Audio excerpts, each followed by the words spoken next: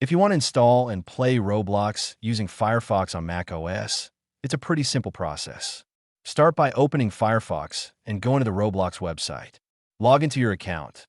Then click on Any Experience and press the green play button. A pop-up will appear letting you know that the Roblox Player is installing, so just let that finish.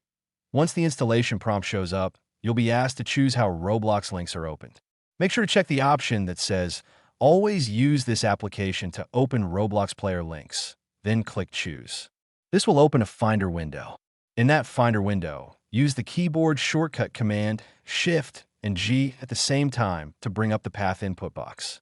In that box, type /applications roblox.app/contents/macOS/roblox.app and press Return. After that, you'll see roblox.app appear in the Finder. Select roblox.app and click Open. When the Choose an Application dialog shows up, select roblox.app again and click Open Link. At this point, Roblox should launch normally. From now on, Roblox should run without any issues, and clicking the play button on Roblox experiences in Firefox should open them automatically.